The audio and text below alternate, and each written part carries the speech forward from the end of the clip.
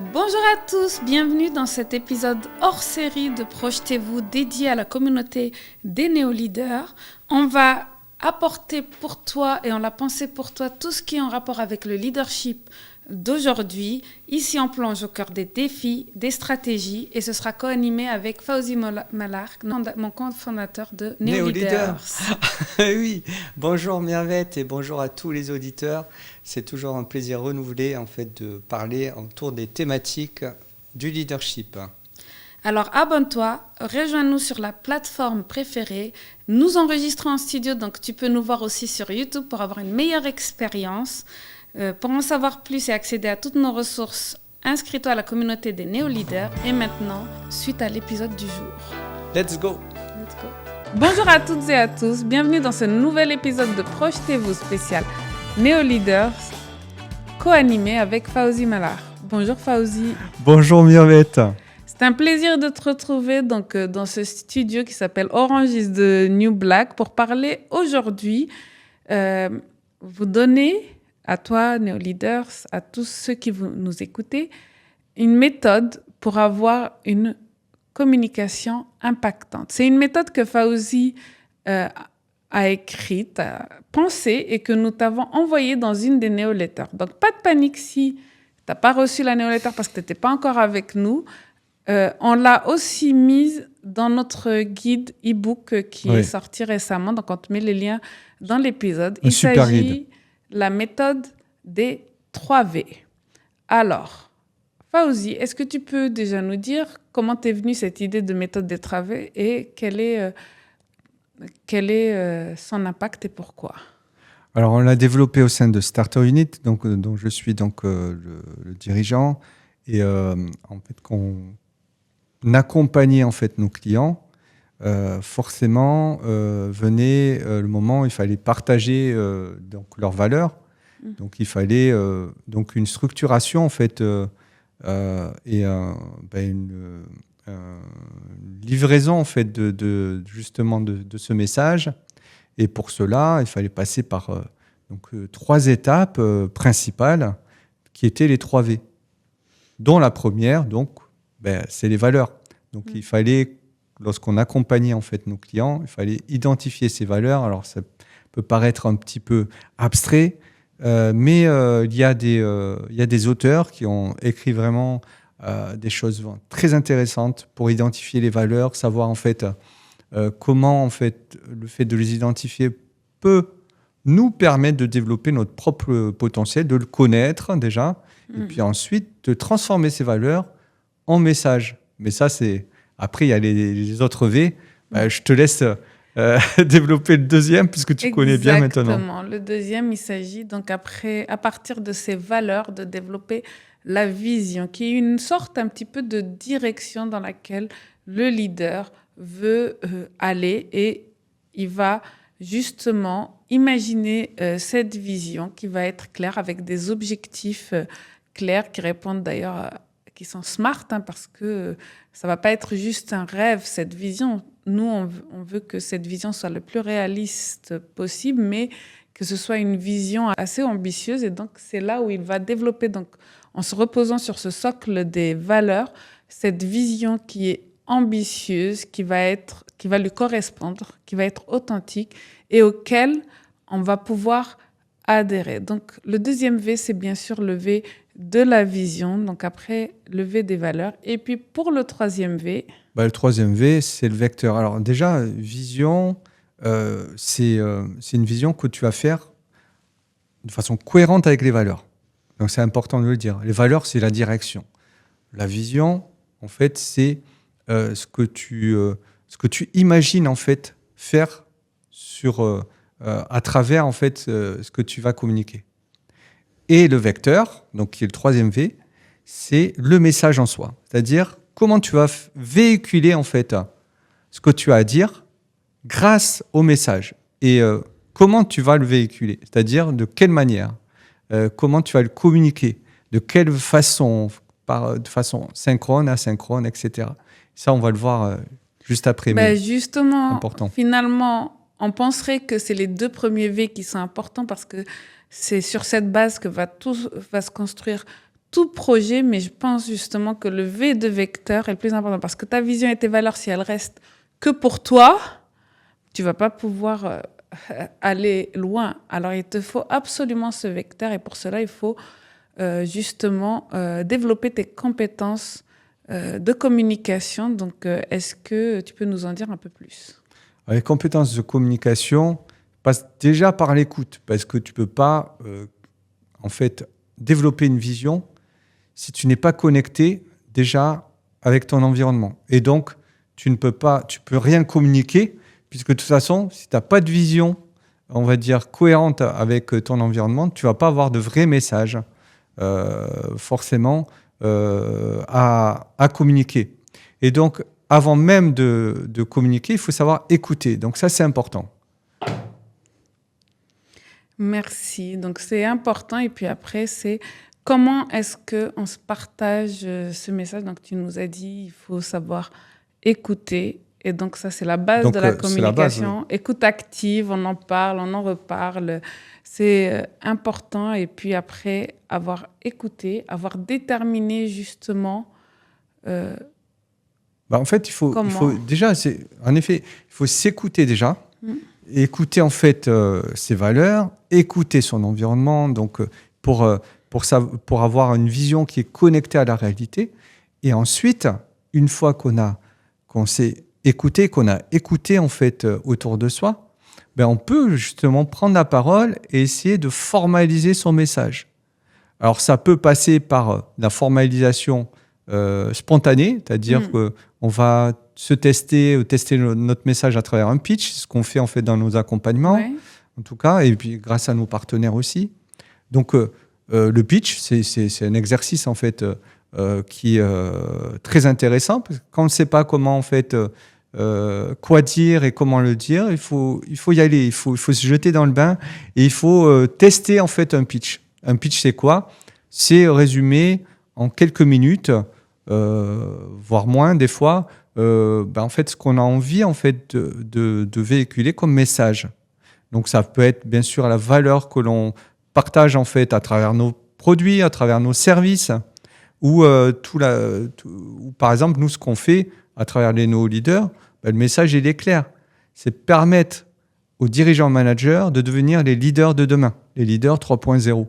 En fait ça c'est le message, et le message il est véhiculé par quoi? Par des valeurs qui sont des valeurs humaines, c'est-à-dire que l'humain et la machine vont travailler de concert pour permettre en fait de développer le meilleur leadership et donc permettre un épanouissement en fait, un accomplissement de toute l'entreprise.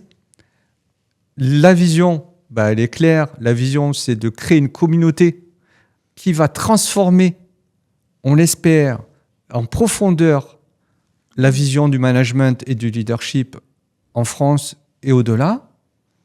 Et donc, le vecteur, ça va être via les réseaux sociaux, donc via des contenus gratuits, réguliers, permanents, à travers aussi des jeux, les Neo Leaders Games, à travers des e-books, donc la crème de la crème, à travers des podcasts, ce que tu nous permets de faire, Mirette, à travers le tien, donc ça c'est important. Oui. Et bien sûr aussi à travers des newsletters, par exemple la newsletter qui va être la newsletter. Donc tu vois, Mirette, c'est ça les 3 V. C'est d'abord savoir en fait quelles sont nos valeurs et comment en fait les matérialiser grâce à une vision qui est connectée à la réalité. Il y a une réalité, une problématique qui est là. Comment on peut y répondre grâce à la solution dont on pense? Et la solution, c'est de créer une communauté et apporter un maximum de valeur à cette communauté. Et donc, le 3e V, vecteur, ça va être tous les vecteurs possibles et adaptés du message que l'on veut faire. Et l'accroche que je te donnais juste avant sur les néo-leaders, en fait, c'est ça aussi. Donc, formaliser le message, en fait, à véhiculer à notre audience. Exactement. Donc, c'est ça, Donc, les 3V. c'est vraiment intéressant et important. Et puis, on peut le faire à n'importe quel niveau. Moi, je pense qu'on soit chef de projet, responsable d'équipe. Ça nous permet, en fait, d'être plus clair, en fait, d'être plus synthétique, ce pitch, parce que on n'a pas 3/4 d'heure pour expliquer c'est quoi notre projet. On doit aller à l'essentiel pour pouvoir déjà apporter cette vision et embarquer les équipes. Donc, en travaillant ce pitch, cette vision, ce sera plus clair et la communication sera beaucoup plus fluide. On ira toujours à l'essentiel dans nos communications. Ce ne sera pas noyé dans un tas d'informations qui vont, j'ai le mot, brouiller le message, en fait, C'est ça, brouiller la vision. complètement. Donc, on va Il pas peut y avoir un brouiller. bruit, en effet, dans le message, parce que il va y avoir des incohérences, il va y avoir peut-être des choses qui vont pas être claires, clarifiées. Pourquoi ? Parce qu'on ne les aura pas assez éprouvées, expérimentées, dites. C'est en disant les choses qu'on se rend compte que ça sonne faux des fois. Donc c'est important de Et donc, faire ce que tu viens de dire. votre leadership, on sera que meilleur si vous vous entraînez justement à pitcher déjà via l'écrit. Et puis, donc, c'est ce qu'on propose aussi dans cet e-book qui reprend un petit peu, donc, parmi d'autres méthodes, cette méthode des 3V et qui va vous demander justement de pitcher votre projet et tout ça pour qu'après, vous puissiez envoyer des messages clairs et efficaces Oui. à vos équipes, à votre communauté, à votre entreprise. Ça dépend de votre niveau de leadership, mais je pense que le plus tôt vous savez le faire, quand vous allez évoluer et tout ça, ce sera un réflexe et ça améliorera toujours votre leadership. Donc, Et le pitch, c'est pas tout, parce qu'il y a la prise de parole aussi. Parce que le pitch, on l'associe souvent à la prise de parole, ce qui est vrai et faux à la fois, parce qu'un pitch, c'est déjà un premier niveau de formalisation de ton message. Une façon, en fait, plutôt directe et synthétique. Mais la prise de parole, c'est justement animer, en fait, quelque part, ce message et le rendre beaucoup plus, en fait, audible, oui. le partager d'une manière optimale, en fait, à son audience. Et ça, c'est une compétence qu'il faut développer en leadership. Et ça se développe grâce à l'expérimentation. Évidemment, il y a des choses à connaître, à savoir, des exercices à faire, etc. Bon, ok. Mais moi, je n'aime pas, en fait, je sais pas toi, Mirvet, j'aime pas la manière, en fait, dont on présente la prise de parole. Nous avons un partenaire au sein de Starter qui lui, le présente de façon beaucoup plus authentique. Mais la prise de parole comme une sorte d'ensemble de techniques à maîtriser, des petits tips à intégrer, moi, j'y crois pas trop.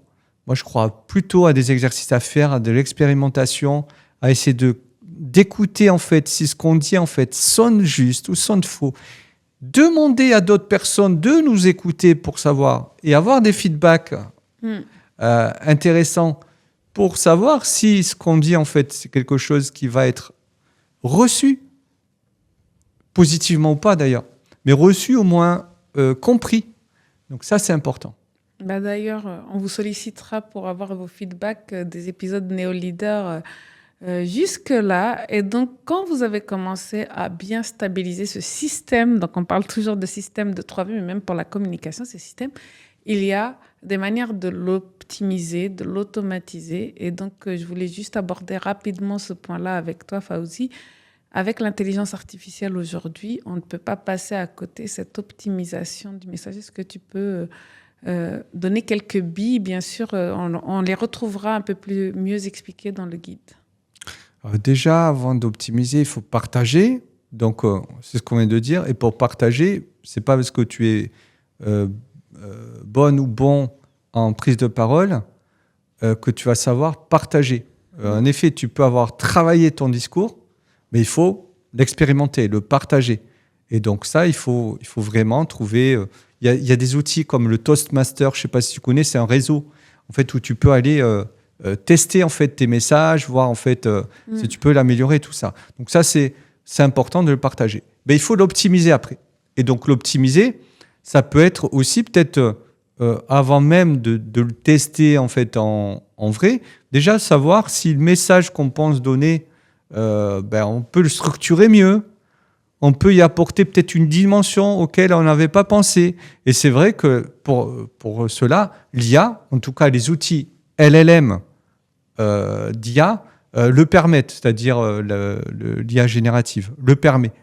Parce qu'on on va lui proposer un script, hein, par exemple, et puis il va nous dire si il est complet, il va peut-être nous proposer, bien sûr, si on lui demande, hein, nous proposer peut-être des façons peut-être de le mettre en valeur, de donner une autre dimension, mais surtout, il va nous le structurer. Je pense que la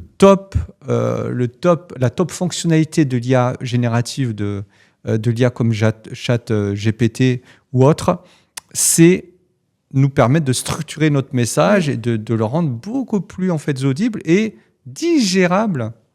Je ne sais pas si ça se dit d'ailleurs. Digestible, pardon. on le gardera, on ne le coupera pas au montage.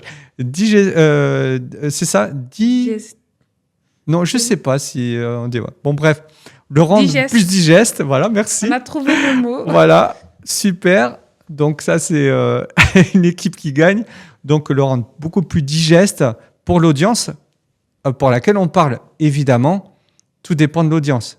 Est-ce qu'on va utiliser du jargon ou pas? Bon, moi, je suis contre le jargon, c'est-à-dire le jargon technique, pour se donner en fait une épaisseur experte. J'y crois pas trop. Il faut dire les choses naturellement, simplement, ok, mais savoir comment le dire en fonction de son audience aussi, c'est important de se mettre à sa place, d'être empathique. Donc pour cela. Et donc l'IA nous permet en tout cas de structurer les choses, d'optimiser notre message pour justement rendre ce message plus digeste et adapté à notre audience. Ben voilà, je pense que nos auditeurs néo-leaders ont quelques pistes. Et puis, si vous voulez approfondir, n'hésitez pas à télécharger le guide qui est en lien de l'épisode. Merci de nous avoir écoutés aujourd'hui. Merci Mirvette, et merci à vous les néo-leaders qui nous avez écoutés. Et puis, on attend vos feedbacks, comme tu le disais Mirvette. On vous enverra peut-être un mail pour vous les demander. Et sur ce, on vous dit à la semaine prochaine. À la semaine prochaine.